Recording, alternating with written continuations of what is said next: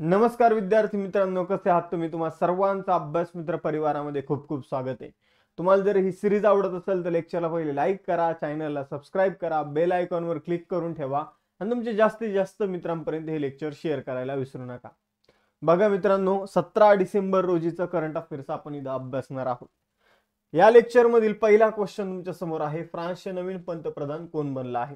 तर ते बनले फ्रँकोइस बायरू. बघा मित्रांनो, फ्रँकोइस बायरू यांनी कुणाची जागा घेतलेली आहे? तर मिशेल बार्नियर यांची जागा त्यांनी घेतली आहे.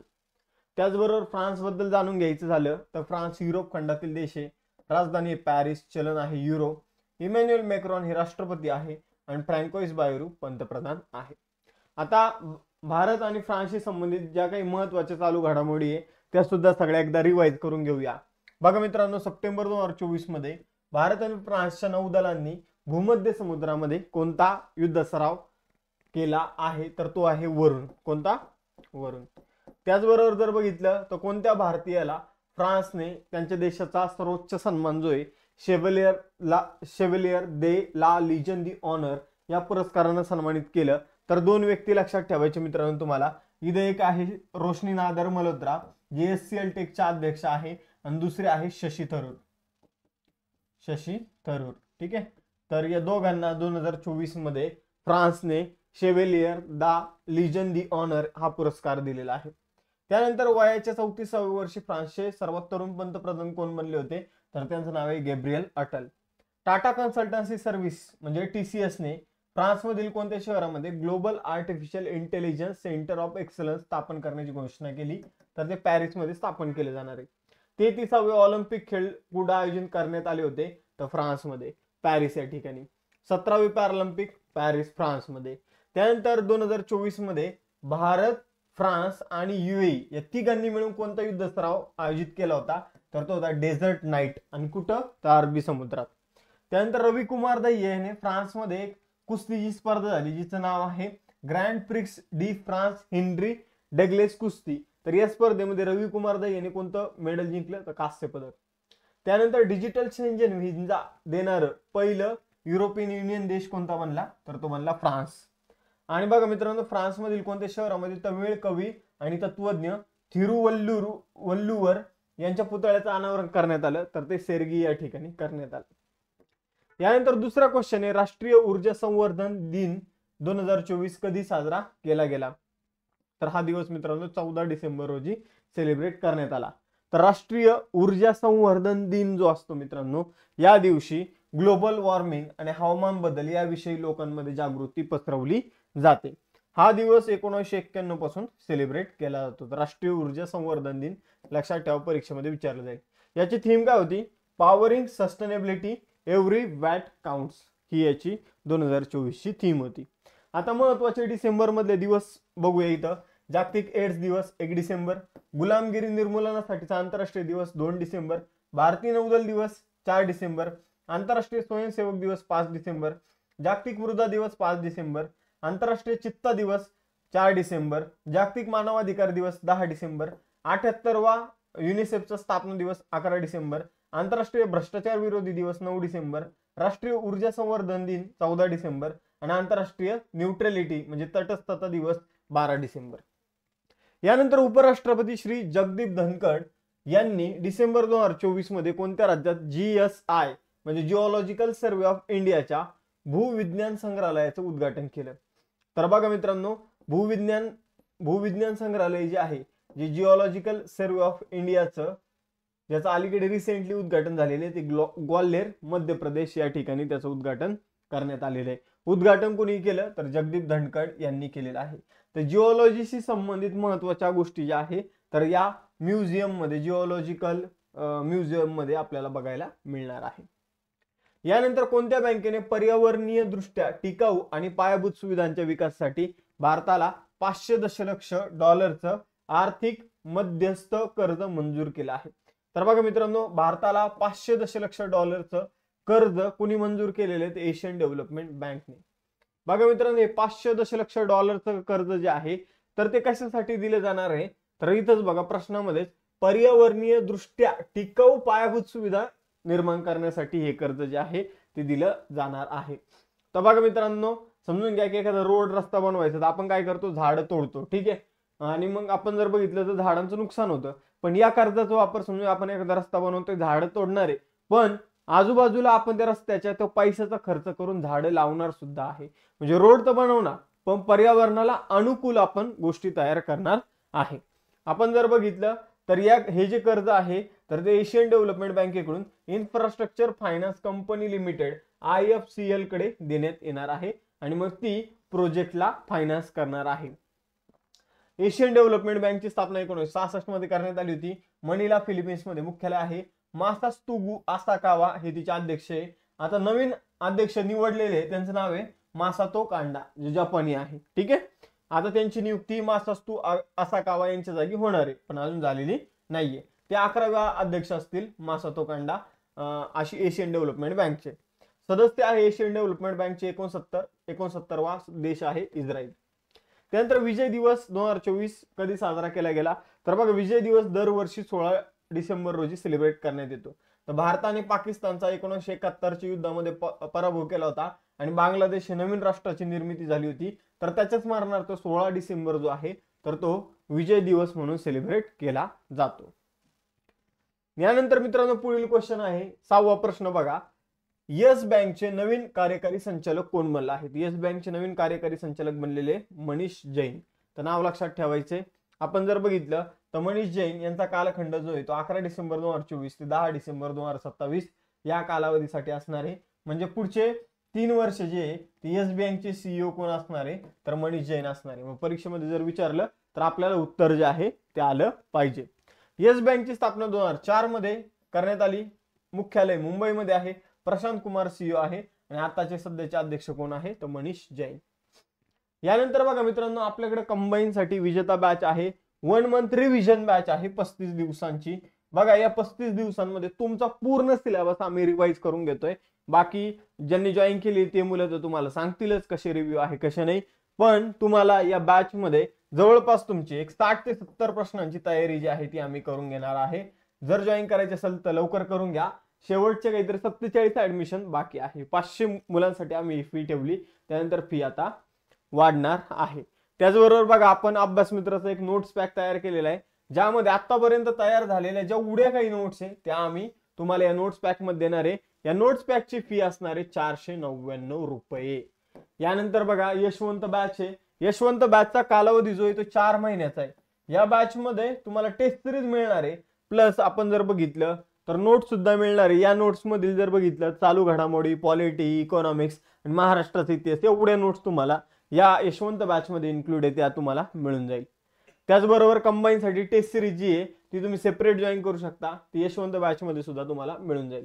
त्याचबरोबर राज्यसेवेसाठी फाउंडेशन बॅच आहे, ज्यामध्ये NCERTचा समावेश असणार आहे आणि या बॅचचे लाईव्ह लेक्चर सुरू आहे. त्याचबरोबर स्टेट बोर्डचे सुद्धा लेक्चर तुम्हाला राज्यसेवेच्या फाउंडेशन बॅच मध्ये बघायला मिळेल. कंबाईन फाउंडेशन बॅच मध्ये स्टेट बोर्डचे लेक्चर बघायला मिळेल तुम्हाला, NCERTची आपल्याला जास्त काही गरज नाहीये.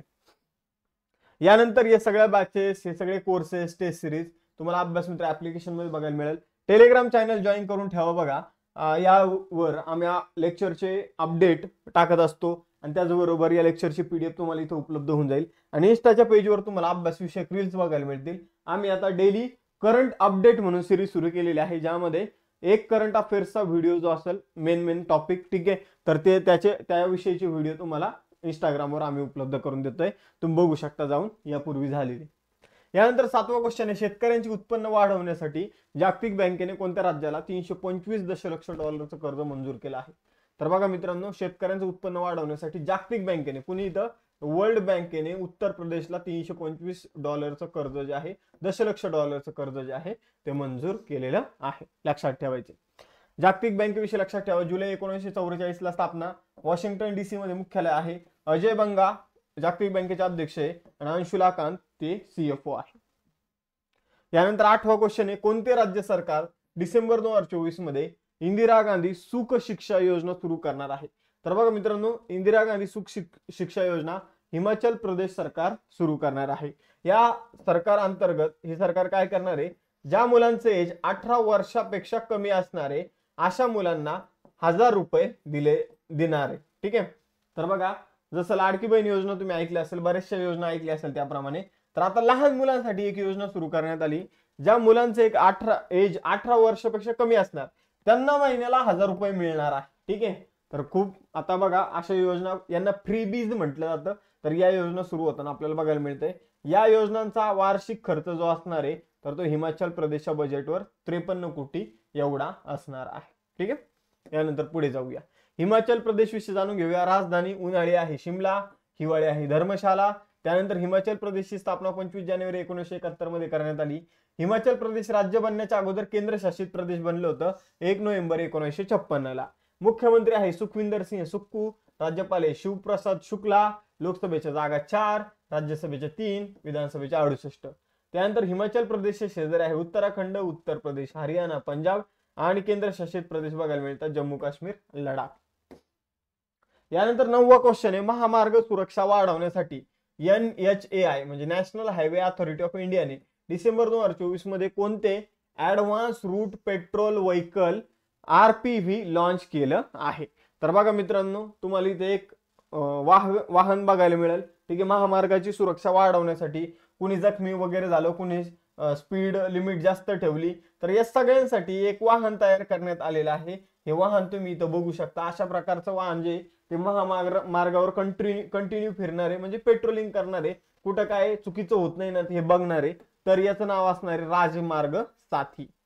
ठीक आहे, तुम्हाला जर काही अडी अडचण येत असेल तर राजमार्ग साथी तुम्हाला उद्या जाऊन मदत करणार आहे. ठीक आहे, तर नॅशनल हायवे अथॉरिटी ऑफ इंडियाने महामार्गांची सुरक्षा वाढवण्यासाठी इथं जर बघितलं तर राजमार्ग साथी नावाचं वाहन सुरू केलेलं आहे. एखादं वाहन मध्येच बंद पडलं तर त्याला घेऊन बाजूला काढणं हे सुद्धा काम हे राजमार्ग साथी नावाचं वाहन करणार आहे. नॅशनल हायवे अथॉरिटी ऑफ इंडियाची स्थापना 1995 मध्ये करण्यात आली. दिल्लीमध्ये मुख्यालय आहे. संतोष कुमार यादव अध्यक्ष आहे. त्यानंतर 7वे मिसाईल कम अम्युनिशन बार्ज जे आहे ते डिसेंबर 2024 मध्ये कोणत्या राज्यातून प्रक्षेपित करण्यात आले आहे. तर बघा मित्रांनो, इथे एक जहाज तुम्हाला बघायला मिळेल ज्यामध्ये आपल्याला बऱ्याचशा मिसाईल अम्युनिशन बघायला मिळतात. तर अशा प्रकारचे जे जहाज आहे त्याला बार्ज म्हटलं जातं. ठीक आहे, तर हे जे बार्ज असणार मित्रांनो याला महाराष्ट्रामध्ये मीरा भाईंदर या ठिकाणून लॉन्च करण्यात आलेले आहे. त्यामुळे आपल्यासाठी मोस्ट इम्पॉर्टंट आहे. तर आपण जर बघितलं तर LSAM असं याला शॉर्टकट मध्ये नाव देण्यात आलेलं आहे. ठीक आहे, LSM-14 असं त्याचं नाव आहे आणि त्याचं आपण म्हणूया त्याचं जलावतरण करण्यात आलेले मीरा भाईंदर या ठिकाणावर. ठीक आहे, लक्षात ठेवायचं आहे. तर messrs Secon engineering projects private limited द्वारे याची निर्मिती करण्यात आलेली आहे. ठीक आहे, ओके, एवढं तुम्हाला लक्षात ठेवायचं आहे. याच्या चाचण्या ज्या आहे ऑलरेडी खोल समुद्रात करण्यात आलेल्या आहे ना, आता याला जलावतरण याचं करण्यात आलेलं आहे. त्यानंतर most important question again, December 2024 मध्ये 22वा दिव्य कला मेळा कोणत्या शहरात आयोजित करण्यात आला आहे. तर बघा मित्रांनो, दिव्यांग जे लोक असतात तर त्यांचा कला प्रदर्शनाचा एक मेळा आहे दिव्य कला मेळा, तर तो नवी दिल्ली या ठिकाणी आयोजित करण्यात आलेला आहे. ठीक आहे, तर बघा मित्रांनो, हा जो मेळावा आहे हा जो काही हस्तकला मेळा आहे तर आपण जर बघितलं ओकल फॉर लोकल या थीमवर तो आधारित आहे. आणि कितवा आहे तर 22वा आहे. यानंतर पुढे जाऊया 12वा क्वेश्चन, मुख्य सचिवांची 4थी वार्षिक राष्ट्रीय परिषद 13 डिसेंबर 2024 रोजी नवी दिल्ली या ठिकाणी सुरू झाली. तिचे अध्यक्षपद कोणी भूषवलं तर तिचं अध्यक्षपद नरेंद्र मोदी यांनी भूषवलेलं आहे. तर बघा मित्रांनो, केंद्र सरकारमध्ये जेवढे काही सचिव आहे जसे की आरोग्य सचिव, संरक्षण सचिव, परराष्ट्र सचिव, या सगळ्या सचिवांची एक बैठक जी आहे ती झालेली आहे, परिषद भरली होती आणि या परिषदेचं 14 आणि 15 तारखेचं अध्यक्षपद जे आहे ते पंतप्रधान नरेंद्र मोदी यांनी भूषवलेलं आहे. ही मुख्य सचिवाची 4थी वार्षिक राष्ट्रीय परिषद होती, हे सुद्धा लक्षात ठेवा. याची थीम होती promoting entrepreneurship, employment and skilling, leveraging the demographic dividend, अशी याची थीम होती. नमस्कार विद्यार्थी मित्रांनो, कसे आहात तुम्ही? तुम्हा सर्वांचं अभ्यास मित्र परिवारामध्ये खूप खूप स्वागत आहे. मित्रांनो, आज आपण 18 डिसेंबर रोजीचं करंट अफेअर्स जे आहे तर त्याचा अभ्यास इथं करणार आहोत. बघा तुमच्या समोर आजच्या लेक्चरचा पहिला क्वेश्चन, कोणत्या संघाने 17वी सय्यद मुश्ताक अली ट्रॉफी 2024-25 जिंकली आहे? तर बघा मित्रांनो, 17वी सय्यद मुश्ताक अली ट्रॉफी जी आहे तर ती जिंकलेली आहे मुंबईच्या संघाने. आपण जर बघितलं तर जेवढे संघ रणजी क्रिकेट खेळतात तर तेवढे संघ जे आहे ते सय्यद मुश्ताक अली ट्रॉफी खेळत असतात. आणि श्रेयस अय्यर याच्या नेतृत्वाखाली आपण जर बघितलं तर 17वी सय्यद मुश्ताक अली ट्रॉफी जी आहे तर ती मुंबईच्या संघाने जिंकली आहे. या स्पर्धेमध्ये सगळ्यात जास्त धावा ज्या आहेत त्या अजिंक्य रहाणेने केलेला आहे, त्या म्हणजे 469. आपण जर बघितलं तर उपविजेता राहिलेला आहे मध्य प्रदेश. सगळ्यात जास्त विकेट घेतलेला आहे जगजीत सिंगने जो चंदीगडचा आहे. आणि त्याचबरोबर रणजी खेळणारे सगळे जे काही संघ आहे तर ते सय्यद मुश्ताक अली ट्रॉफी खेळतात. ही ट्रॉफी 23 नोव्हेंबर ते 15 डिसेंबर या दरम्यान आयोजित करण्यात आली होती. यानंतर आता बघा मित्रांनो काही महत्त्वाच्या क्रीडा स्पर्धा त्यांचे विजेते बघूया. 5वी ज्युनियर हॉकी आशिया कप जो आहे 2024 तो कोणी जिंकला तर भारताने. उपविजेता कोण राहिला? पाकिस्तान. 40वा गव्हर्नर गोल्ड कप आंतरराष्ट्रीय फुटबॉल स्पर्धा 2024 कोणी जिंकली तर नॉर्थ ईस्ट युनायटेड एफसीने. 45वा बुद्धिबळ ऑलिम्पियाड 2024 कोणी जिंकलं तर पुरुष आणि महिला दोघांचं पण भारताने जिंकलं. दुलीप करंडक 2024 कोणी जिंकलं तर भारताच्या ए टीमने जिंकलं. कुणाला हरवलं तर भारताच्या सी टीमला, क टीमला. पॅरिस पॅरालिम्पिक जे झालेलं आहे तर त्यामध्ये भारताने पदक तालिकेमध्ये कोणतं स्थान मिळवलं तर भारताने 18वं स्थान जे आहे ते पदक तालिकेमध्ये मिळवलं होतं. ठीक आहे, भारताने एकूण 29 पदकं जी आहे ती यामध्ये जिंकली होती. चीनने या पॅरालिम्पिक मध्ये पहिलं स्थान मिळवलेलं आहे. त्यानंतर 2024 मध्ये 5व्या पुरुष आशियाई हॉकी चॅम्पियनशिप ट्रॉफीचं विजेतेपद कोण जिंकलं? भारताने. त्यानंतर 4थ्या दक्षिण आशियाई ज्युनियर ॲथलेटिक्स चॅम्पियनशिप 2024 मध्ये पहिलं स्थान कोणी पटकावलं तर ते सुद्धा भारताने. तर दक्षिण आशियाची जी काही ज्युनियर ॲथलेटिक्स चॅम्पियनशिप झाली भारत पहिल्या स्थानावर राहिला. पॅरिस ऑलिम्पिक 2024 मध्ये भारत कितव्या स्थानावर राहिला तर 71व्या. भारताने किती पदक जिंकली? 6 पदकं, ज्यामध्ये 1 रौप्य पदक होतं, बाकी सगळे कांस्य पदकं होती. USA या स्पर्धेमध्ये पहिल्या स्थानावर राहिलेला आहे. 133वा ड्युरंड कप कोण जिंकला? नॉर्थ ईस्ट युनायटेड फुटबॉल क्लबने. ICC पुरुष T20 विश्वचषक 2024 कोणी जिंकला तर भारताने. कुणाला हरवलं? दक्षिण आफ्रिकेला. त्यानंतर 2024 थॉमस कप जी बॅडमिंटनची स्पर्धा आहे आणि उबेर कप जी महिलांची बॅडमिंटनची स्पर्धा आहे ते दोन्ही स्पर्धा कोण जिंकल्या? चीनने. महिला premier league, woman premier league मध्ये कोणता संघ विजयी राहिला? Royal challenger Bangalore. IPL मध्ये कोणता संघ जिंकला होता तर कोलकाता नाईट रायडर्स. कुणाचा पराभव केला? सनरायझर हैदराबादचा. दुसरा क्वेश्चन इथं आहे मित्रांनो तुमच्या समोर, जॉर्जिया या देशाचे नवीन राष्ट्राध्यक्ष कोण बनला आहे? तर जॉर्जियाचे नवीन राष्ट्राध्यक्ष बनलेले आहे मिखाईल कावेल.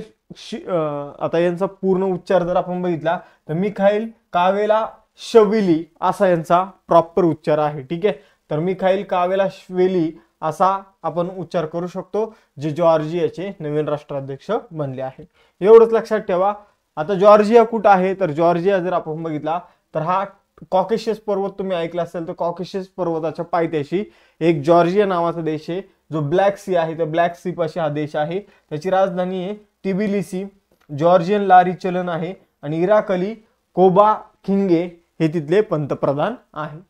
यानंतर तिसरा क्वेश्चन, डिसेंबर 2024 मध्ये 400 अब्ज डॉलर्सची संपत्ती असणारा जगातील पहिला व्यक्ती कोण बनला तर तो बनला एलॉन मस्क. ठीक आहे, तर एलॉन मस्कने अलीकडे काय केलं तर स्पेस एक्स आणि टेस्ला चे CEO तुम्हाला माहित असेल एलॉन मस्क, तर त्यांनी अलीकडे स्पेस एक्स मधले आपले काही शेअर जे आहे ते विकले. किती तर 50 अब्ज डॉलरचे शेअर त्यांनी विकले आणि मग त्यानंतर त्यांची संपत्ती एकूण झाली 439 अब्ज डॉलर आणि ते जगातील 400 अब्ज डॉलरपेक्षा संपत्ती असणारे पहिले व्यक्ती ठरलेले आहे, ज्यांच्याकडे आता 439 अब्ज डॉलर एवढी संपत्ती आहे.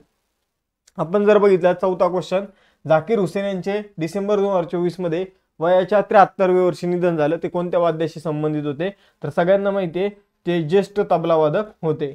आता त्यांच्याविषयी काही महत्त्वाच्या गोष्टी सांगतो ज्या तुम्हाला लक्षात ठेवायच्या आहे. त्यांचा जन्म कुठे झाला तर मुंबईमध्ये झाला. अलीकडे जन्म विचारलं जातं, जसं की कर्पुरी ठाकूर यांच्याविषयी विचारण्यात आलं होतं. त्याचबरोबर जर बघितलं तर त्यांना पद्मश्री हा पुरस्कार जो आहे तर तो मिळालेला आहे मित्रांनो. आपण जर बघितलं तर 1988 ला. त्यानंतर त्यांना पद्मभूषण पुरस्कार मिळालेला आहे.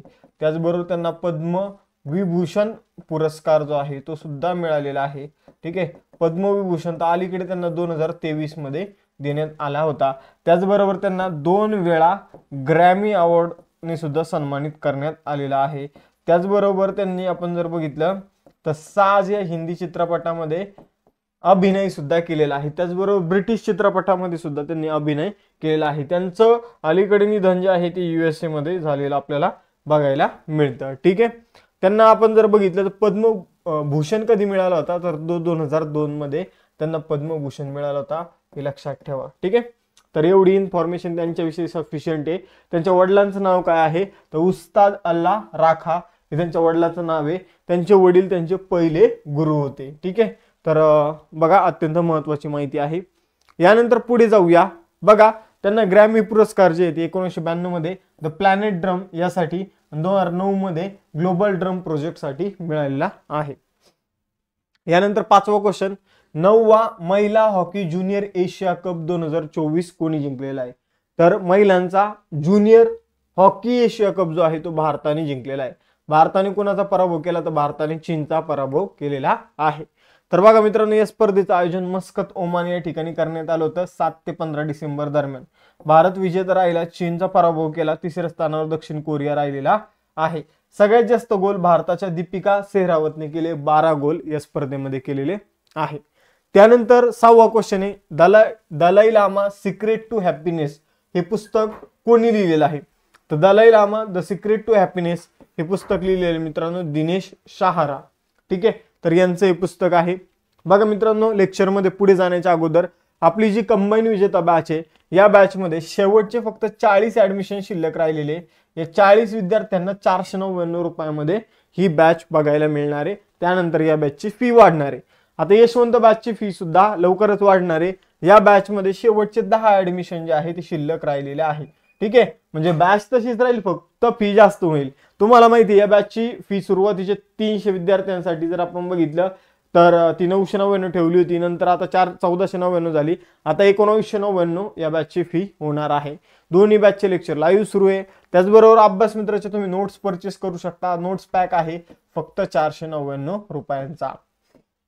यानंतर अभ्यास मित्राची स्पेशल टेस्ट सिरीज आहे कंबाईनसाठी, ती तुम्ही जॉईन करू शकता. 5 पेपर यामध्ये झालेले आहे, अजून 5 पेपर होणार आहे. तर मोस्टली आपण या महिन्यातच सगळे उर्वरित 5 पेपर घेण्याचा प्रयत्न करणार आहोत, जेवढं जास्त पॉसिबल होईल तेवढं.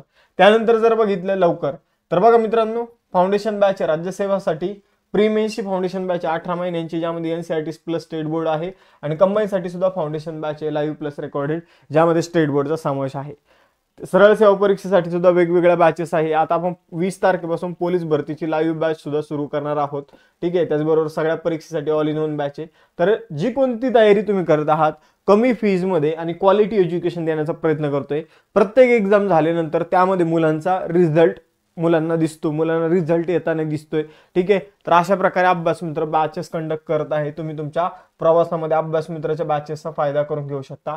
टेलिग्राम चॅनल जॉईन करून ठेवा. या लेक्चरची PDF टेलिग्रामवर मिळेल, आणि इंस्टाचं पेज फॉलो करून ठेवा, ज्यावर तुम्हाला अभ्यासविषयक रील्स बघायला मिळेल. 7वा क्वेश्चन आहे, 29वा आंतरराष्ट्रीय केरळ चित्रपट महोत्सव कुठे सुरू झाला, तर तो तिरुअनंतपुरम या ठिकाणी सुरू झालेला आहे. बघा मित्रांनो, आपल्याला एक गोष्ट लक्षात ठेवायची आहे, केरळचे मुख्यमंत्री जे ते पिनरई विजयन यांनी या महोत्सवाचं उद्घाटन केलं. त्यांनी आपण जर बघितलं तर प्रमुख पाहुणे म्हणून कोणाला बोलवलं आहे, तर ज्येष्ठ अभिनेत्री शबाना आझमी यांना बोलवलेलं आहे. त्याचबरोबर आपण जर बघितलं तर या आपण म्हणू या कार्यक्रमामध्ये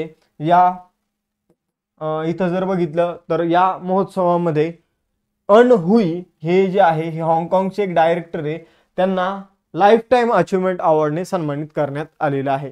तर लक्षात ठेवा, आंतरराष्ट्रीय केरळ चित्रपट महोत्सव तिरुअनंतपुरम या ठिकाणी आयोजित करण्यात आला. पिनरई विजयन यांनी याचं उद्घाटन केलं.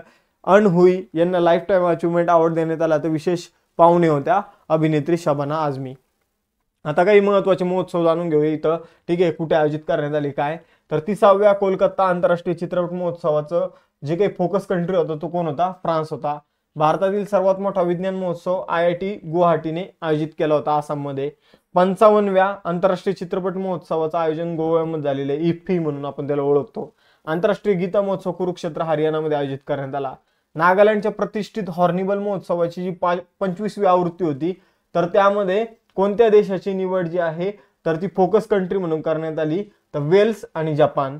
त्यानंतर अरुणाचल प्रदेशमध्ये एक रंग महोत्सव कलर फेस्टिवल सेलिब्रेट करण्यात आलं. त्यासाठी ब्रँड अँबॅसेडर म्हणून कोणाची नियुक्ती करण्यात आली, Pankaj Tripathi. Indian military heritage festival जो आहे तर तो कुठे सेलिब्रेट करण्यात आला? नवी दिल्ली. हेमिस फेस्टिवल 2024 कुठे सेलिब्रेट करण्यात आला? लडाख. पंतप्रधान नरेंद्र मोदी यांनी पहिल्या बोडोलँड महोत्सवाचं उद्घाटन कोणत्या शहरात केलं? तर नवी दिल्ली या ठिकाणी. त्यानंतर 8वा क्वेश्चन आहे, कोणत्या देशाने डिसेंबर 2024 मध्ये जगातील पहिली कार्बन 14 डायमंड बॅटरी जी आहे ती विकसित केली आहे? तर बघा मित्रांनो, कार्बन 14 आपण जर बघितलं तर कार्बन 14 म्हणजे याचं कार्बनचं जे अणुवस्तुमान आहे ते आपल्याला किती बघायला मिळतंय? 14 इथं बघायला मिळतं. मग तुमच्यासाठी एक होमवर्क क्वेश्चन मी तुम्हाला इथं विचारतो. आता या ठिकाणी तुम्हाला हे सांगायचं आहे की या कार्बन मध्ये न्यूट्रॉनची संख्या किती असणार आहे आणि प्रोटॉनची संख्या किती असणार आहे? बघूया थोडं केमिस्ट्री तुमचं कसं आहे कसं नाही. ठीक आहे. तर आता बघा इथं कार्बन 14 ची जी काही कार्बन 14 पासून डायमंड बॅटरी कोणी बनवलेली आहे? तर ती युनायटेड किंगडमने बनवलेली आहे. तर बघा या बॅटरीचा वापर जो आहे, आता ही बॅटरी एकदा बनवल्यानंतर खूप जास्त दिवस चालती, त्यामुळे या बॅटरीचा वापर हार्टसाठी जे पेसमेकर बसवलं जातं त्यामध्ये होणार आहे. त्यानंतर जे लोकांना ऐकू येत नाही त्यांच्यासाठी जे कानाचं मशीन असतं त्यामध्ये या बॅटरीचा वापर होणार आहे. ठीक आहे. तर बघा श्रवण यंत्रामध्ये, पेसमेकरमध्ये, नेत्ररोग उपकरणामध्ये या बॅटरीचा वापर केला जाणार आहे. 9वा क्वेश्चन आहे, IIT दिल्लीने वृद्धत्वाची प्रक्रिया मंद करणारे रेणू शोधण्यासाठी विकसित केलेल्या AI प्लॅटफॉर्मचं नाव काय? म्हणजे म्हातारं न होऊन देण्यासाठी किंवा म्हातारं स्लोली होण्यासाठी जे काही रेणू शोधण्याचा प्रयत्न करत आहे IIT दिल्ली, त्यासाठी त्याने एक AI मॉडेल विकसित केलं. त्याचं नाव काय आहे? तर एज एक्सटेंड. त्याचं ते नाव आहे काय? Age extend. म्हणजे एज जे आहे तर ते त्याला थोडं एक्सटेंड करायचं म्हणजे पुढे न्यायचं. ठीक आहे. एजेड जे आहे ते थोडं स्लोली व्हायचं. अशा प्रकारे एज एक्सटेंड नावाचं AI प्लॅटफॉर्म IIT दिल्लीने विकसित केलेलं आहे वृद्धत्वाच्या प्रक्रियेला मंद करण्यासाठी. त्यानंतर कोणत्या संस्थेने हवामानाच्या अंदाजासाठी जेनकास्ट नावाचे AI मॉडेल लॉन्च केलं आहे? तर जेनकास्ट नावाचं AI मॉडेल जे आहे ते गुगल डीप माइंड म्हणजे गुगलने लॉन्च केलेलं आहे जेनकास्ट नावाचं मॉडेल. ठीक आहे. हे काय करणार आहे तर हवामानाचा अंदाज जो आहे तो आपल्याला देणार आहे. तर 15 दिवसाचा अगोदरच पुढच्या 15 दिवसात हवामान कसं राहील याचा हा अचूक अंदाज जे जेनकास्ट नावाचं AI मॉडेल आपल्याला देणार आहे, जे गुगलने बनवलेलं आहे. आता गुगलची सुद्धा एक पॅरेंट कंपनी आहे, म्हणजे गुगल ज्यांच्या मालकीचं आहे ती कंपनी आहे अल्फाबेट. गुगलचे CEO आहे सुंदर पिचाई. गुगलचे संस्थापक आहे लॅरी पेज आणि सर्जी ब्रिन. स्थापना करण्यात आली होती 4 सप्टेंबर 1998 ला. गुगलचं मुख्यालय आहे कॅलिफोर्निया USA मध्ये. त्यानंतर 11वा क्वेश्चन आहे, कोणता देश डिसेंबर 2024 मध्ये ट्रान्स पॅसिफिक व्यापार कराराचा 12वा सदस्य बनला आहे? तर ट्रान्स पॅसिफिक एक ट्रेड ॲग्रीमेंट आहे, त्याचा 12वा सदस्य देश ब्रिटन बनले आहे. मग तुम्हाला यातले काही 11 देश कोणकोणते यावर एकदा नजर मारणं आहे. बघा मित्रांनो, Brunei, Chile, Japan, Malaysia, New Zealand, Peru, Singapore, Vietnam, Japan, Australia. Japan double झालं बघा, ऑस्ट्रेलिया आणि कॅनडा. हे आपल्याला यामध्ये टोटल 11 देश आणि ब्रिटन जो आहे तो 12वा सदस्य देश आपल्याला बघायला मिळतो. त्यानंतर बघा मित्रांनो 12वा क्वेश्चन, स्वित्झर्लंडने डिसेंबर 2024 मध्ये कोणत्या देशाकडून मोस्ट फेवर्ड नेशनचा दर्जा काढून घेतलेला आहे? तर स्वित्झर्लंडने बघा भारताला मोस्ट फेवर्ड नेशनचा दर्जा दिला होता. आता हा दर्जा नेमका असतो काय? तर एखादा देश जेव्हा दुसऱ्या देशाला मोस्ट फेवर्ड नेशनचा दर्जा देतो तर तेव्हा आपण समजून घ्या आपल्या देशाला स्वित्झर्लंडने दिला, मग आपल्या देशातील कंपन्या स्वित्झर्लंडमध्ये बिझनेस करतील, पण स्वित्झर्लंड जास्त त्या देशाच्या कंपन्यांवर टॅक्स लावणार नाही. तर असा फायदा असतो मोस्ट फेवर्ड नेशनचा. तर यांनी आता आपल्याला तो दर्जा काढून घेतला. मग आता ती आपल्या कंपनीवर 10% टॅक्स जे आहे ते लावू शकतात. तर भारताचा हा जो दर्जा आहे तो स्वित्झर्लंडने काढून घेतलेला आहे, हे तुम्हाला लक्षात ठेवायचं आहे. एक रील्स तुम्हाला बघायला मिळतील. 19 डिसेंबरचा आता आपण करंट अफेअर्स अभ्यासणार आहोत, ज्यामध्ये पहिला क्वेश्चन आहे, डिसेंबर 2024 मध्ये भारतातील पहिली मधुमेह बायो बँक कुठे स्थापन करण्यात आली आहे? तर बघा मित्रांनो, मधुमेह विषयक जी काही आपण म्हणूया बायो बँक जी आहे, तर मधुमेह विषयक जे सॅम्पल असतात डायबिटीजचे, तर ते सॅम्पल कलेक्ट करून ठेवणारं एक ठिकाण जे आहे ते आपण बनवत आहोत. त्याला मधुमेह बायो बँक असं नाव देण्यात आलेलं आहे. तर ही चेन्नई तामिळनाडूमध्ये स्थापन केली जात आहे. तर बघा लक्षात ठेवा, भारतातील पहिली मधुमेह बायो बँक जी आहे तर ती चेन्नई तामिळनाडूमध्ये स्थापन केली जाणार आहे. मग कोणाच्या माध्यमातून ही स्थापन केली जाणार आहे? तर Indian council of medical research आणि मद्रास डायबिटीज रिसर्च फाउंडेशन या दोघांच्या भागीदारीने ही चेन्नई या ठिकाणी स्थापन केली जाणार आहे. ठीक आहे. तर या ठिकाणी जर आपण बघितलं तर मधुमेहाशी संबंधित संशोधन म्हणजे डायबिटीसशी संबंधित संशोधन जे आहे तर ते इथं केलं जाणार आहे आणि या संशोधनाचा फायदा पुढे जाऊन मधुमेहाशी लढण्यासाठी केला जाणार आहे. यानंतर तमिळनाडू विषयी जाणून घेऊया. 1 नोव्हेंबर 1956 ला स्थापना झाली. तमिळनाडूची राजधानी आहे चेन्नई. मुख्यमंत्री आहे स्टॅलिन. त्यानंतर उपमुख्यमंत्री आहे उदयनिधी. त्यानंतर जर बघितलं तर राज्यपाल आहे RN रवी. लोकसभेची जागा आहे 39, राज्यसभेच्या 18 तर विधानसभेच्या 234. त्यानंतर राज्यपक्षी राज्यप्राणी लक्षात ठेवायची गरज नाही, तरी पण राज्यपक्षी आहे एमराल्ड डव, राज्यप्राणी आहे निलगिरी तहर आणि राज्य फळ आहे जॅकफ्रूट. त्यानंतर तमिळनाडूच्या शेजारी 3 राज्ये आंध्र प्रदेश, केरळ आणि कर्नाटक. त्यानंतर तमिळनाडूशी संबंधित महत्वाचे पॉइंट्स बघा. तमिळनाडूतील सर्वोच्च शिखर कोणतं आहे? दोडबेट्टा. हे जर आपण बघितलं निलगिरी पर्वतातील सर्वात उंच शिखर आहे. निलगिरी पर्वतातील सर्वात उंच शिखर कोणतं आहे? दोडबेट्टा. यानंतर जर बघितलं तमिळनाडूमध्ये 3 प्रमुख बंदर आहे. तर बघा भारतामध्ये जर बघितलं तर तमिळनाडूमध्ये सगळ्यात जास्त मोठी बंदर आपल्याला बघायला मिळतात आणि ते म्हणजे 3. कोणकोणतं? तर चेन्नई बंदर, तुतीकोरीन बंदर आणि एन्नोर बंदर. ठीक आहे. चेन्नई, तुतीकोरीन आणि एन्नोर बंदर जे आहे ते आपल्याला तमिळनाडूमध्ये बघायला मिळतात. त्यानंतर सिलंबम हे तमिळनाडू राज्याचे शस्त्र, आपण जर बघितलं तर शस्त्र आधारित मार्शल आर्ट्स हे लक्षात ठेवायचे. जसं कराटे हे एक आपण म्हणूया फायटिंगचा प्रकार आहे, तसं जर आपण बघितलं सिलंबम हा सुद्धा एक फायटिंगचा प्रकार हे लक्षात ठेवा जो तमिळनाडूशी संबंधित आहे. त्यानंतर केरळ आणि तमिळनाडू यांना जोडणारा एक महत्वाचा घाट आहे, त्याचं नाव लक्षात ठेवा पालघाट. तर काही महत्वाचे पॉइंट आपण इथं बघितलेले आहे. दुसरा क्वेश्चन, डिसेंबर 2024 मध्ये BWF badminton world federation super 100 Odisha masters 2024 badminton पुरुष एकेरीचं विजेतेपद कोणी जिंकलं? तर बघा मित्रांनो, बॅडमिंटनची ही स्पर्धा आहे ओडिशा मास्टर्स 2024. कुणी आयोजन केलं? तर बॅडमिंटन वर्ल्ड फेडरेशनने हिचं आयोजन केलं. या स्पर्धेचा विजेता कोण राहिलेला आहे? तर ऋत्विक संजीव सतीश कुमार. कोण? ऋत्विक संजीव सतीश कुमार हा या स्पर्धेचा विजेता राहिलेला आहे. यानंतर पुढे जाऊया. आपण जर बघितलं तर बॅडमिंटन वर्ल्ड फेडरेशन जे आहे तर त्याचं मुख्यालय क्वालालंपूर मलेशियामध्ये आहे. सध्याचे अध्यक्ष पॉल एरिक हायर लार्सन जे मूळचे डेन्मार्कचे.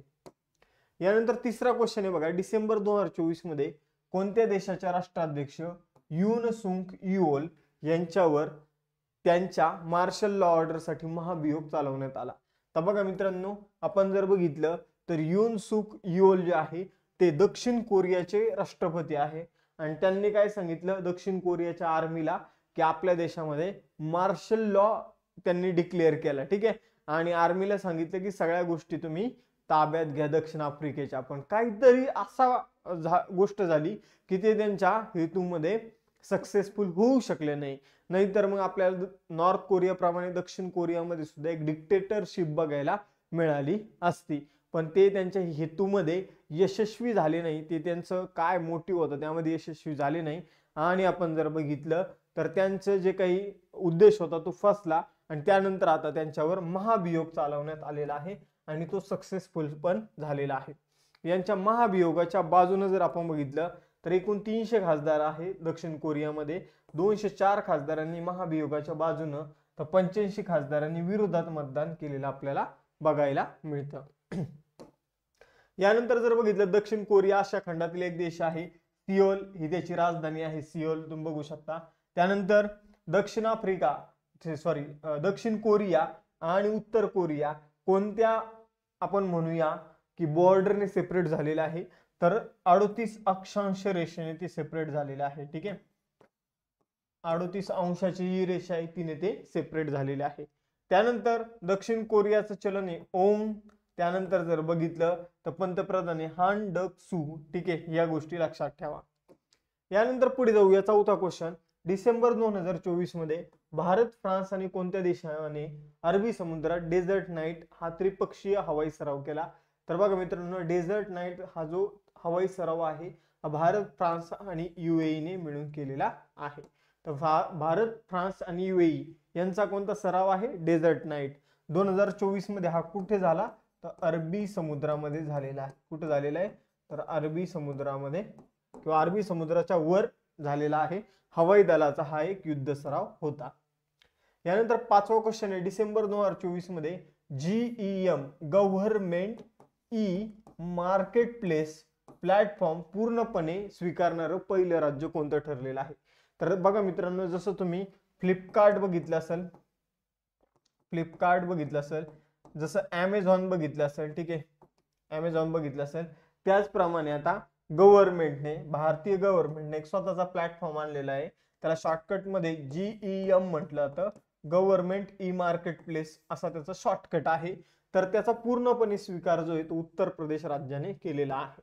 तर बघा मित्रांनो, उत्तर प्रदेशच्या या निर्णयामुळे 200 कोटी रुपयाची जी आहे तर तो आता व्यवहार जो आहे तो या गव्हर्नमेंट ई मार्केट प्लेस वरून होणार आहे. आता उत्तर प्रदेशमध्ये सरकारला ज्या काही गोष्टी लागतात तर ते इकडून तिकडून खरेदी करण्यापेक्षा या गव्हर्नमेंट ई मार्केट प्लेस वरूनच खरेदी करणार आहे. अगदी आपलं संरक्षण मंत्रालय सुद्धा याच्यावरून बऱ्याचशा गोष्टी ज्या आहे ते खरेदी करत असतं. संरक्षण मंत्रालय जे आहे ते गव्हर्नमेंट ई मार्केट प्लेसचा सगळ्यात मोठा बायर आहे, ही गोष्ट लक्षात ठेवा. आपण जर बघितलं हा उपक्रम आपण ऑगस्ट 2016 मध्ये सुरू केला होता. Government E market place Bharat सरकारच्या वाणिज्य आणि उद्योग मंत्रालयाने हा उपक्रम सुरू केलेला आहे. 6वा क्वेश्चन आहे, डिसेंबर 2024 मध्ये युनेस्कोने कोणत्या देशातील राईस वाईन, ठीक आहे, राईस पासून बनवलेली जी वाईन आहे सेक, तर तिला सांस्कृतिक वारसाचा दर्जा दिला आहे. तर बघा मित्रांनो, युनेस्कोने कल्चरल हेरिटेज साईटचा दर्जा कशाला दिलेला आहे? तर राईसने बनवलेली वाईन जिचं नाव आहे सेक, ती कोणत्या देशातील आहे? तर ती आहे मित्रांनो जपान मधील वाईन. कुठली आहे? तर जपान मधील वाईन हे लक्षात ठेवायचं आहे. ठीक आहे, अमूर्त सांस्कृतिक वारशाचा दर्जा या वाईनला मिळालेला आहे. जपानची राजधानी टोकियो, चलन आहे जपानी येन आणि शिगुरू इशिबा तिथले पंतप्रधान आहे. 7वा क्वेश्चन आहे, कोणत्या राज्याने जागतिक योग केंद्र बनवण्यासाठी भारताचं पहिलं योग धोरण जाहीर केलं आहे? तर भारतातील पहिलं योग धोरण जाहीर करणारं राज्य बनलं आहे मित्रांनो उत्तराखंड, ज्याला देवभूमी म्हणून सुद्धा ओळखलं जातं. अशा उत्तराखंडने योग विषयक, ठीक आहे, धोरण जाहीर केलेलं आहे, कारण उत्तराखंडला जागतिक योग केंद्र बनायचं आहे. ठीक आहे, तर बघा आपण जर बघितलं तर आंतरराष्ट्रीय योग दिवस कधी सेलिब्रेट केला होता? 21 जून. त्याची थीम काय होती? Yoga for self and society अशी त्याची थीम होती. ठीक आहे, योग धोरण लागू कोणी केलं? तर उत्तराखंडने पहिल्यांदा योग धोरण लागू केलेले. त्यांचा उद्देश काय होता? तर जागतिक योग केंद्र बनणं हा त्यांचा उद्देश आहे. आता बघा भारतातील पहिल्या घडामोडी बघूया. उत्तराखंड जे आहे ते भारतातील पहिलं योग केंद्र त्यांना बनायचंय. आता बाकी आपण पहिल्या घडामोडी बघू, जसं की भारतीय लष्कर आणि पुनीत बालन ग्रुपने मिळून देशातील पहिलं कॉन्स्टिट्यूशन पार्क कुठे तयार केलं आहे किंवा करत आहे? तर पुण्यामध्ये. भारतातील पहिला GI टॅग असलेला अंजीर रस कोणत्या देशात निर्यात करण्यात आलेला आहे? तर पोलंडमध्ये. भारतातील पहिली स्वदेशी बुलेट ट्रेन चं नाव काय आहे? तर BEML ही कंपनी बुलेट ट्रेन तयार करत आहे. स्वदेशी बुलेट ट्रेन BEML कंपनी, लक्षात ठेवा. दलित उपकोटा लागू करणारं पहिलं राज्य हरियाणा आहे. देशातील पहिला तेल पाम प्रक्रिया प्रकल्प कोणत्या राज्यात सुरू झालेला आहे? तर जे पाम तेल असतं त्यावर प्रक्रिया करणारा प्लांट जो आहे तो अरुणाचल प्रदेशमध्ये सुरू झालेला आहे. केरळ भारतातील पहिला सरकारी मालकीचा OTT प्लॅटफॉर्म सुरू करणारं राज्य बनले आहे. भारतातील पहिले डॉल्फिन संशोधन केंद्र पाटणा बिहार या ठिकाणी सुरू झालेलं आहे. यानंतर 5 कोटी आयुष्यमान कार्ड बनवणारं उत्तर प्रदेश हे देशातील पहिलं राज्य ठरलं. भारतातील पहिला आयुर्वेदिक कॅफे दिल्ली या ठिकाणी ओपन झाला. युनेस्कोच्या यादीत भारतातील पहिलं साहित्य शहर कोणतं ऍड झालं? तर कोझिकोडे, केरळ. गोव्याने आपले पहिले स्वदेशी विकसित प्रदूषण नियंत्रण जहाज समुद्र प्रताप लॉन्च केलं. तर ते कोणी लॉन्च केलेलं आहे? गोव्यामध्ये. ठीक आहे, तर भारतीय तटरक्षक दलाने ते लॉन्च केलं आहे. तर गोव्यामध्ये भारतीय तटरक्षक दलाने आपलं पहिलं स्वदेशी विकसित प्रदूषण नियंत्रण जहाज समुद्र प्रताप लॉन्च केलंय, ही गोष्ट लक्षात ठेवा. यानंतर 8वा क्वेश्चन, कोणत्या देशाच्या संघाने ॲडमिरल्स कप सेलिंग रेगट्टा ची 13वी आवृत्ती जिंकली? तर बघा मित्रांनो, जी बोट असतात, ठीक आहे, वेगवेगळ्या देशांच्या, तर त्या बोट म्हणजे नौदलाचे जे काही जहाज असतात तर त्यांच्यात स्पर्धा लावण्यात येते, रेस लावण्यात येते. ही जी रेस आहे ती जिंकलेली आहे रशियाने. कोणी जिंकलेली आहे? रशियाने. ॲडमिरल्स कप सेलिंग रेगट्टाची 13वी आवृत्ती रशियाने जिंकलेली आहे. तर हे आपल्याला लक्षात ठेवायचं आहे. केरळमध्ये एट्टाकुलम बीच जवळ ही अरबी समुद्रामध्ये आयोजित करण्यात आली होती. आपण जर बघितलं पुरुष वर्गामध्ये ही रशियाने जिंकली, महिला वर्गामध्ये ही इटलीने जिंकलेली आहे. ठीक आहे, यानंतर पुढे जाऊया. ठीक आहे, आणि एकूण जर बघितलं सगळ्यात जास्त आपण जर बघितलं तर ही जी स्पर्धा आहे तर पुरुषांमध्ये कोणी जिंकली? रशियाने. ठीक आहे, हे लक्षात ठेवायचे मेन. ठीक आहे, आणि महिलांमध्ये इटली.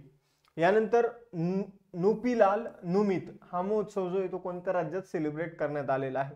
तर हा मणिपूरमध्ये हा उत्सव नुपिलाल नुमित सेलिब्रेट करण्यात आलेला आहे.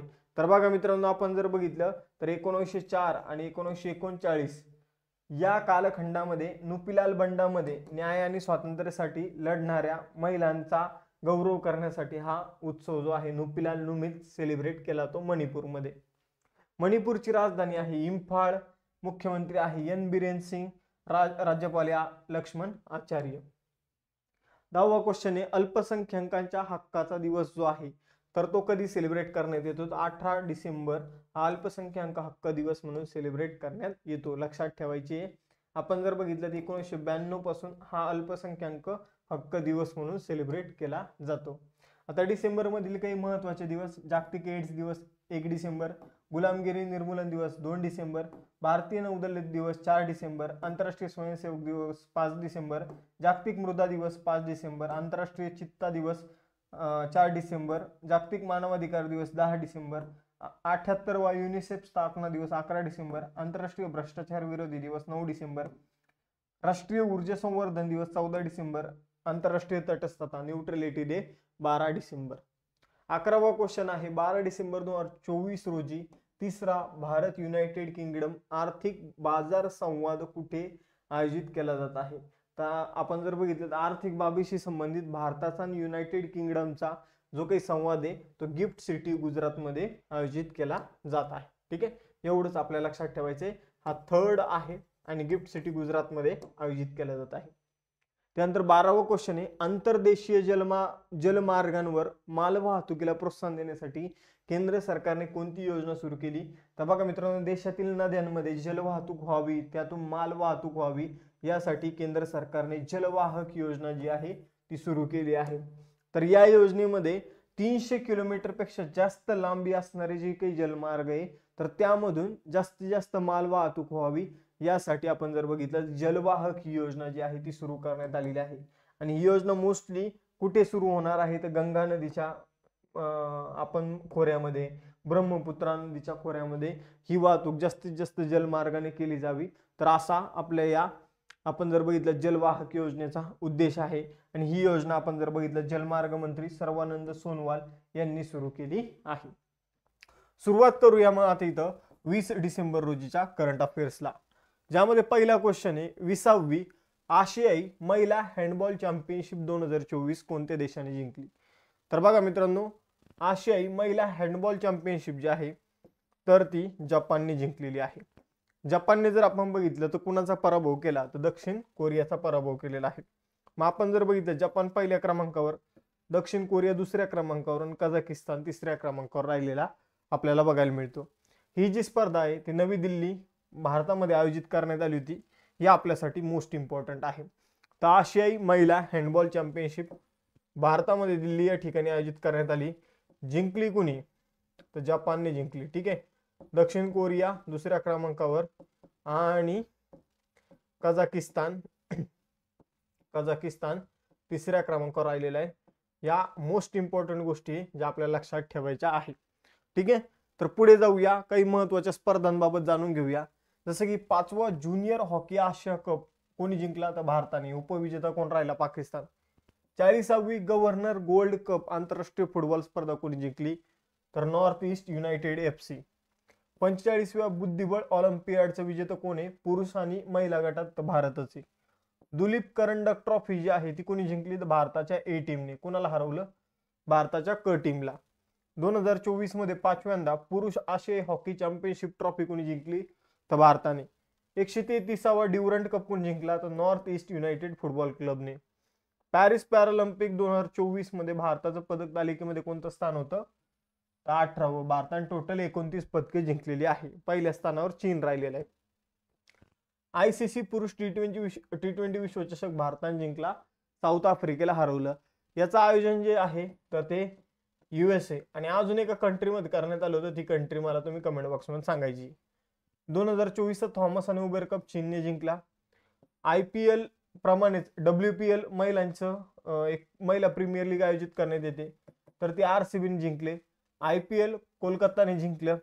त्यानंतर चौथ्या दक्षिण आशियाई ज्युनियर ॲथलेटिक्स चॅम्पियनशिप मध्ये पहिलं स्थान कुणी पटकवलं तर भारताने या चौथ्या दक्षिण आशियाई ज्युनियर ॲथलेटिक्स स्पर्धेमध्ये 48 पदकं जिंकली.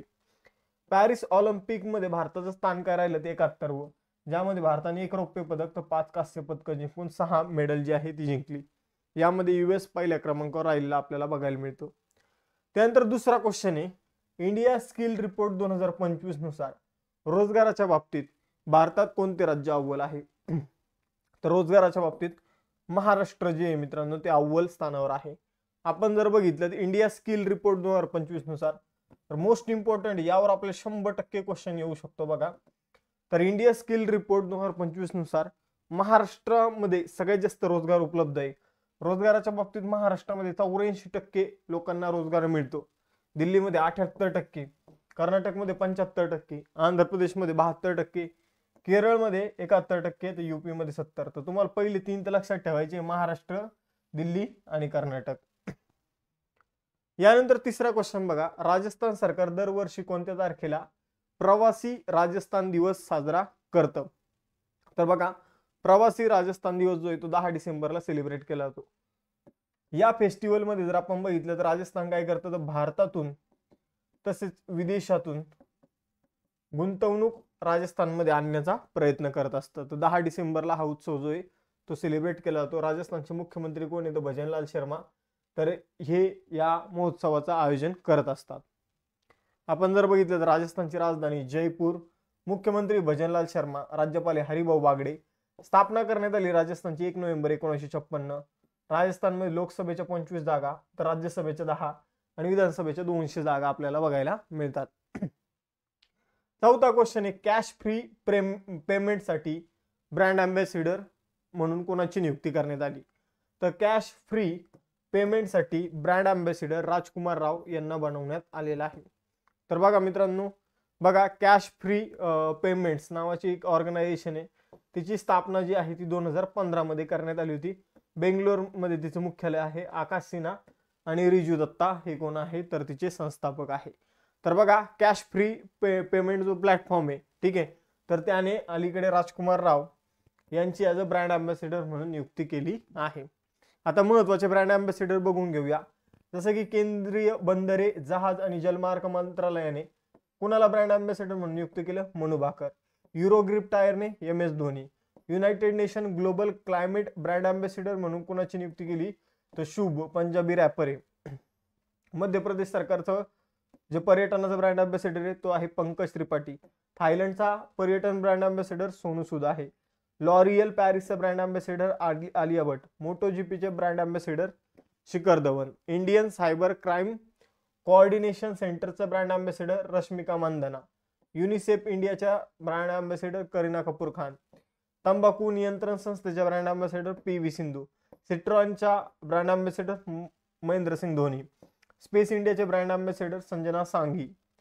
एव्हरेस्ट इंडस्ट्री इंडियाचा ब्रँड अँबॅसिडर नीरज चोप्रा.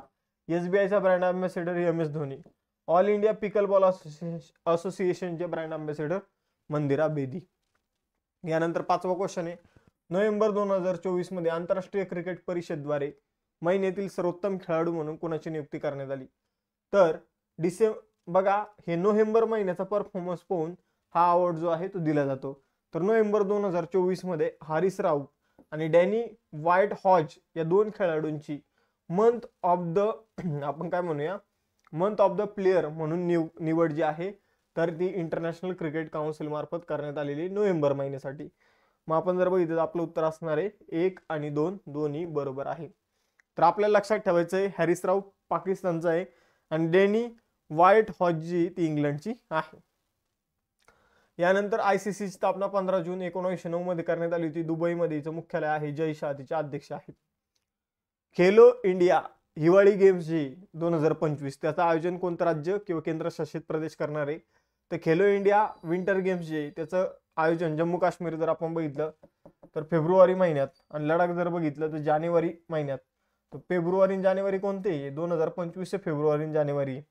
तर खेलो इंडिया विंटर गेम्स जे आहे तर ते जम्मू काश्मीर आणि लडाखमध्ये आयोजित केले जाणार आहे. म्हणून पर्याय क्रमांक 4 उत्तर असेल. 1 आणि 2 दोन्ही योग्य आहेत. तर आपण जर बघितलं तर केंद्रीय युवा व्यवहार आणि क्रीडा मंत्रालयामार्फत याचं आयोजन जे आहे तर ते जम्मू काश्मीर आणि लडाखमध्ये आयोजन केले जाणार आहे. ठीक आहे.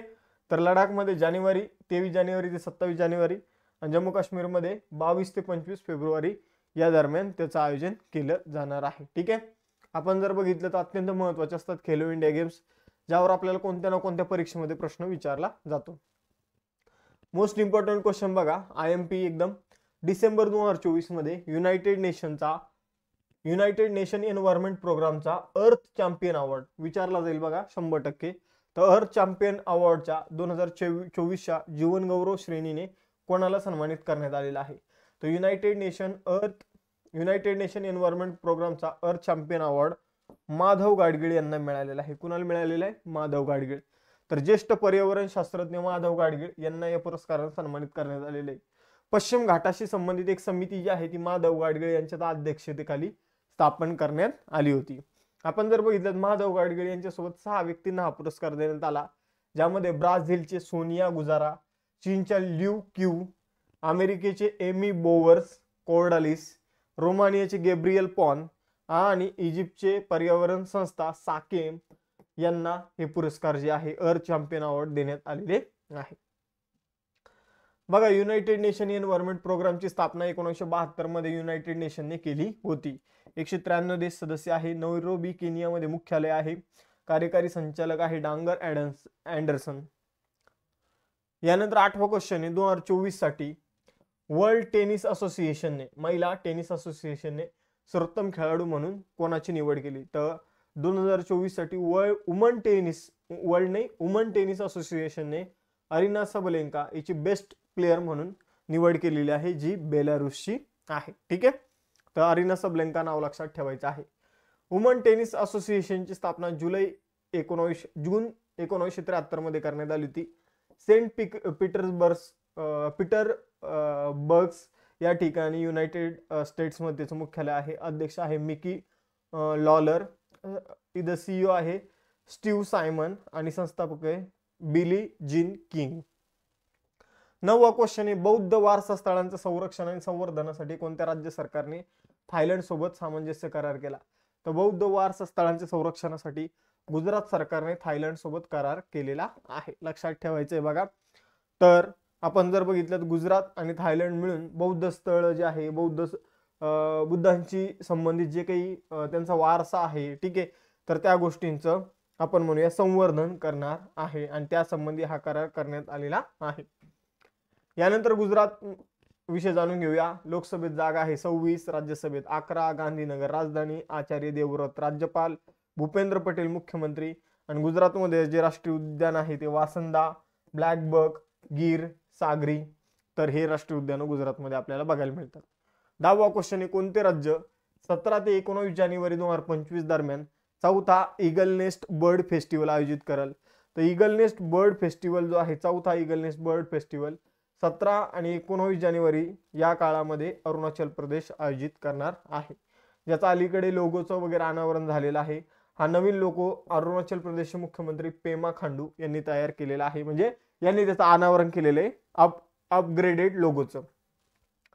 लोकसभेच्या अरुणाचल प्रदेशमध्ये जागा आहे 2, राजधानी इटानगर. राज्यसभेत जागा आहे 1, मुख्यमंत्री पेमा खांडू. राज्यपाल कैवल्य त्रिविक्रम परनायक. ठीक आहे.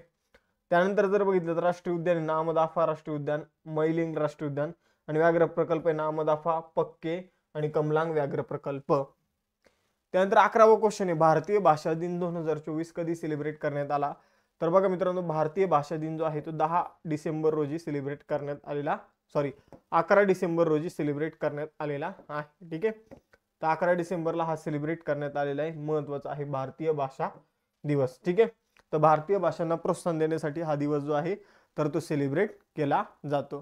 या दिवसाची सुरुवात जी ती शिक्षण मंत्रालयाने केलेली आहे.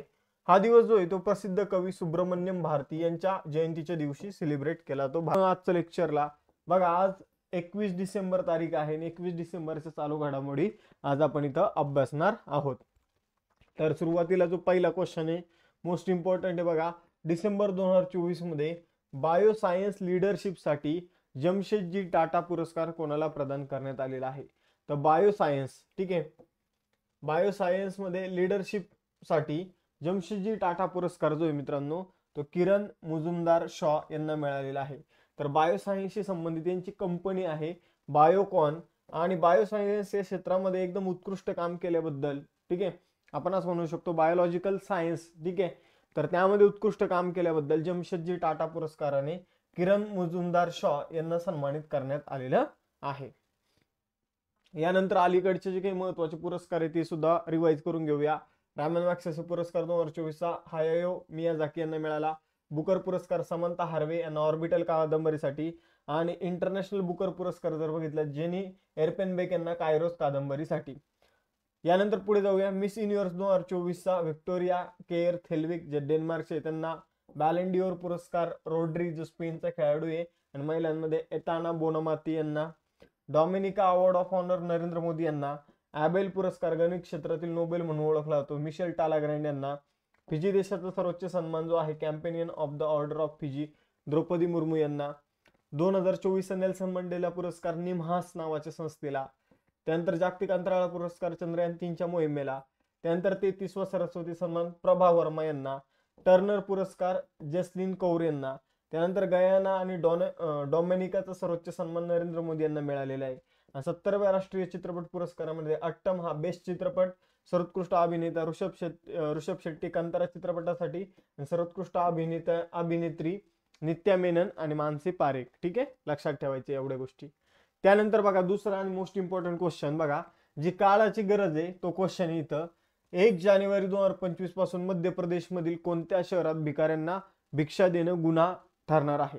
तर आता काही मुलांना असं वाटतं की जे काही भिकारी असतात तर त्यांना पैसे देणं चांगलं असतं. तर बघा अलीकडे काय एक समस्या निर्माण झालेली आहे, तर जे काही लोक आहेत ते काय करतात, हॉस्पिटलमधून लहान मुलांची चोरी करतात, त्यांचे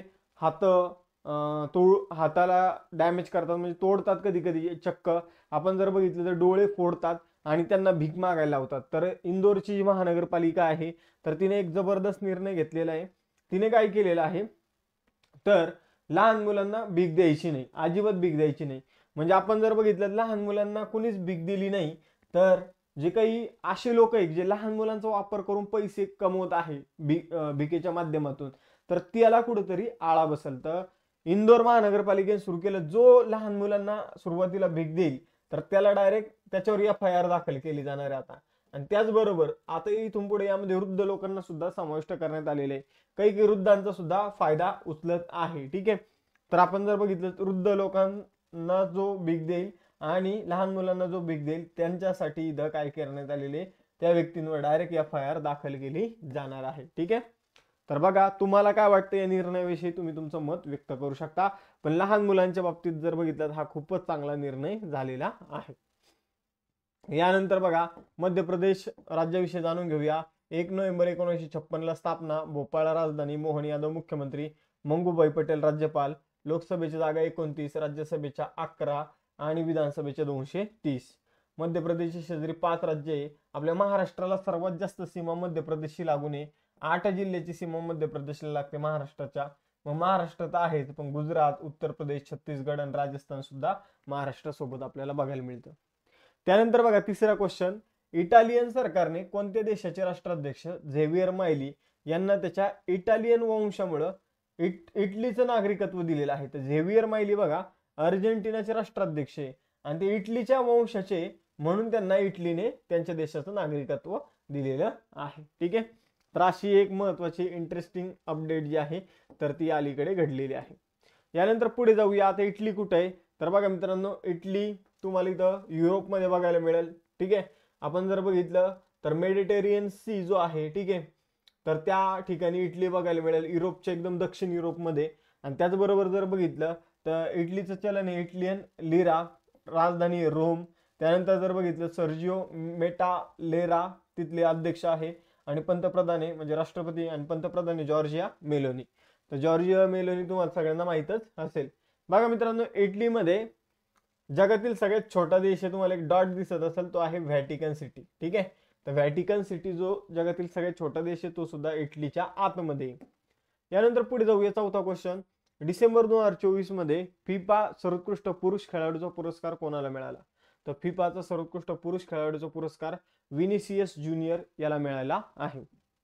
तर बघा मित्रांनो, ब्राझिलियन खेळाडू आहे ब्राझीलचा विनिसियस ज्युनियर जर बघितला, आणि तो कोणत्या आपण म्हणूया क्लब मार्फत खेळतो, तर रिअल माद्रिद या क्लब मार्फत तो खेळतो. तर ब्राझील देशाकडून आणि रिअल माद्रिद क्लबकडून खेळणारा खेळाडू आहे विनिसियस ज्युनियर. तर त्याला फिफाचा बेस्ट खेळाडूचा पुरस्कार मिळालेला आहे. आपण जर बघितलं तर हे पुरस्कार फिफाचे अध्यक्ष जियानी इन्फेंटिनो यांनी प्रदान केलेले आहे. मग कुणाकुणाला काय काय पुरस्कार मिळाले हे सुद्धा जाणून घेऊया. बघा, आपण जर बघितलं सर्वोत्कृष्ट फिफा महिला खेळाडूचा पुरस्कार, आता आपण बघितलं पुरुषाचा विनिसियस ज्युनियर, महिलांमध्ये येताना बोनामाती, त्यानंतर सर्वोत्कृष्ट फिफा महिला गोलकीपरचा पुरस्कार ॲलिसा नेहर युनायटेड स्टेट्सची आहे, आणि सर्वोत्कृष्ट पुरुष गोलकीपरचा पुरस्कार एमेलियानो मार्टिनेज अर्जेंटिनाचा आहे. त्यानंतर पाचवा क्वेश्चन, डिसेंबर 2024 मध्ये मिस इंडिया USA 2024चा किताब कोणी जिंकला आहे? तर मिस इंडिया USAचा किताब कॅटेलिना सेंड्रा नील हिने जिंकलेला आहे. आपण जर बघितलं तर मूळ चेन्नईमध्ये जन्मलेली आहे कॅटलिना सेंड्रा नील, आणि तिला आता मिस इंडिया USAचा किताब जो आहे त्याने सन्मानित करण्यात आलं. मग आता महत्वाचे किताब इथं बघून घेऊया. जसं की 73वी मिस युनिव्हर्स 2024 मध्ये बनली विक्टोरिया थेल्विक. त्यानंतर फेमिना मिस इंडिया बनली निकिता पेरियाल मध्य प्रदेश आहे. मिस युनिव्हर्स बनली 2023ची शेनिस पॅलासियोस. त्यानंतर जर बघितलं फेमिना मिस इंडिया 2023 होती नंदिनी गुप्ता, आणि मिसेस इंडिया 2023 होती ज्योती अरोरा. त्यानंतर 6वा क्वेश्चन, भारत आणि कोणत्या देशाने डिसेंबर 2024 मध्ये स्थलांतर आणि गतिशीलता भागीदारी करारावर स्वाक्षरी केलेली आहे? तर स्थलांतराशी संबंधित करारावर भारत आणि मालडोवा या दोन देशांनी स्वाक्षरी केलेली आहे. तर आपल्याला एवढंच लक्षात ठेवायचं. आता मालडोवा अजून एका गोष्टीमुळे चर्चेमध्ये, कारण तो अलीकडे इंटरनॅशनल सोलार अलायन्स मध्ये त्याने सामील व्हायला मान्यता दिली आहे. तर मालडोवाची राजधानी आहे चिस्नाऊ, त्यानंतर चलन आहे मॉल्डिव्हन लेऊ, आणि पंतप्रधान आहे डोरिन रेसेन.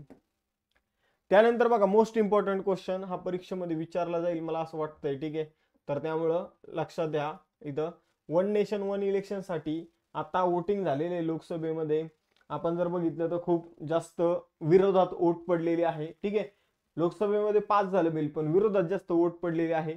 त्यामुळं तुम्हाला असा प्रश्न विचारला जाईल की वन नेशन वन इलेक्शन साठी जी समिती स्थापन करण्यात आली होती तिचे अध्यक्ष कोण होते? तर माजी राष्ट्रपती रामनाथ कोविंद हे तिचे अध्यक्ष होते. बघा मित्रांनो, आपण जर बघितलं तर वन नेशन वन इलेक्शन साठी कोणतं घटना दुरुस्ती विधेयक मांडण्यात आलेलं आहे?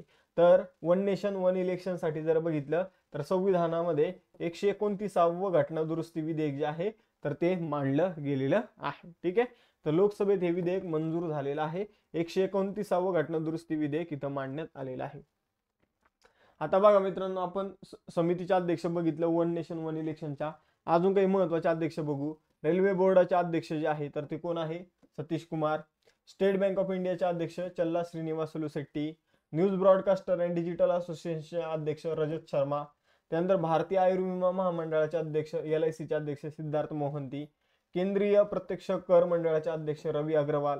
भारत इलेक्ट्रॉनिक्स लिमिटेडचे अध्यक्ष मनोज जैन. कर्मचारी निवड आयोग स्टाफ सिलेक्शन कमिशनचे अध्यक्ष S गोपालकृष्णन. दिलीप संघानी हे भारतीय शेतकरी खत सहकारी म्हणजे इफ्कोचे अध्यक्ष आहे. ठीक आहे, यानंतर जर बघितलं तर 8वा क्वेश्चन, भारतातील पहिला स्वदेशी कीटकनाशक बॉडी सूट डिसेंबर 2024 मध्ये लॉन्च करण्यात आला, त्याचं नाव काय?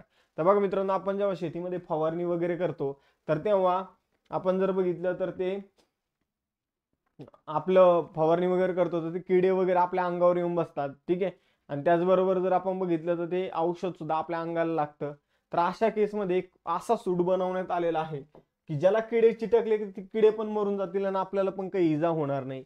तर त्या सूटचं नाव आहे किसान कवच.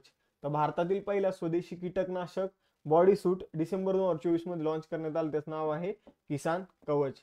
तर आपण जर बघितलं किसान कवच याचं अनावरण जे आहे तर ते केंद्रीय विज्ञान आणि तंत्रज्ञान राज्यमंत्री जितेंद्र सिंह यांनी याचं अनावरण जे आहे ते केलेलं आहे.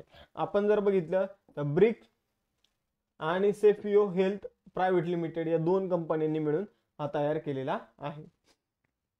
आपण जर बघितलं तर जेव्हा आपण अशा प्रकारची फवारणी करतो तर बराचसा औषध जे आहे ते आपल्या शरीरात सुद्धा जातं, आपल्याला कुठेतरी त्याचा इजा पोहोचते, आपल्या बॉडीवर सुद्धा पडत असतं ते. तर आता या केसमध्ये जर बघितलं तर या सूटचा वापर केल्यानंतर या औषधाचा आपल्यावर काही परिणाम होणार नाहीये, मग शेतकरी बांधवांसाठी चांगला आहे. डिसेंबर 2024 मध्ये कोणता देश जगातील तिसरा सर्वात मोठा स्मार्टफोन निर्यातक बनलेला आहे? तर जगात सगळ्यात जास्त स्मार्टफोन निर्यात केले जातात चीनमधून. दुसऱ्या क्रमांकावर आहे व्हिएतनाम मित्रांनो. कोणता देश? तर व्हिएतनाम.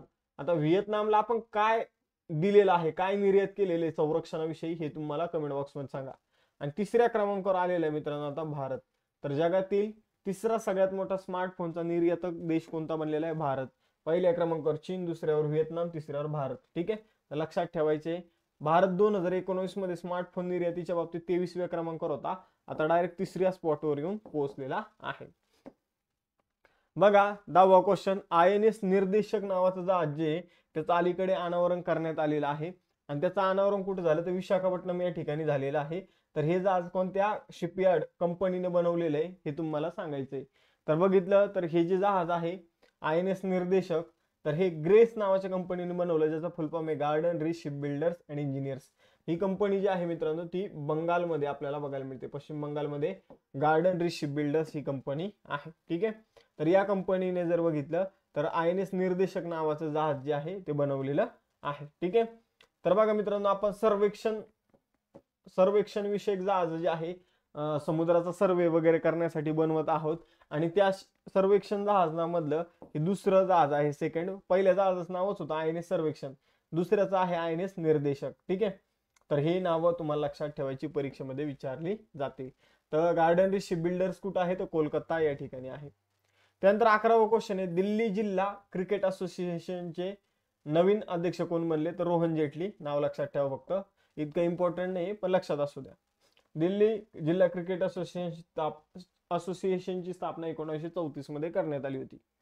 त्यानंतर बघा 12वा क्वेश्चन, 100 पेक्षा कमी चेंडूत कसोटी शतक झळकावणारी पहिली आणि एकमेव महिला क्रिकेटपटू कोण आहे? तर नेट सॅवर ब्रंट ही इंग्लंडची खेळाडू आहे. ठीक आहे, आपल्याला प्रश्न पण तोच होता, कोणत्या देशाची खेळाडू आहे? Nat Sciver Brunt. तर ही मित्रांनो इंग्लंडची खेळाडू आहे. हिने 196 चेंडू मध्ये कसोटी क्रिकेटमध्ये शतक जे आहे ते झळकवलेलं आहे. आता 2 टेस्ट क्वेश्चन. 1 जानेवारी 2025 पासून मध्य प्रदेश मधील कोणत्या शहरात भिकाऱ्यांना भिक्षा देणं हा गुन्हा ठरणार आहे? आणि त्याचबरोबर वन नेशन वन इलेक्शन साठी कोणती समिती स्थापन करण्यात आलेली, कुणाच्या अध्यक्षतेखाली? आणि त्याचबरोबर कंबाईन विजेता बॅचचे लाईव्ह लेक्चर सुरू आहे. बघा लाईव्ह लेक्चर सुरू आहे तर त्याचा फायदा घ्या सगळ्यांनी. त्याचबरोबर अभ्यास मित्राच्या नोट्स आहे, क्लास नोट्स, त्या तुम्ही तुमच्या अभ्यासामध्ये त्याचा वापर करून जास्तीत जास्त मार्क मिळवू शकता. त्याचबरोबर कंबाईन यशवंत बॅच सुरू केलेली आपण 4 मंथसाठी, तर तिचा तुम्ही लाभ घेऊ शकता. त्याचबरोबर कंबाईन पूर्व परीक्षेची टेस्ट सिरीज आपण लॉन्च केलेली आहे. त्याचबरोबर फाउंडेशन बॅच आहे कंबाईन राज्यसेवेसाठी.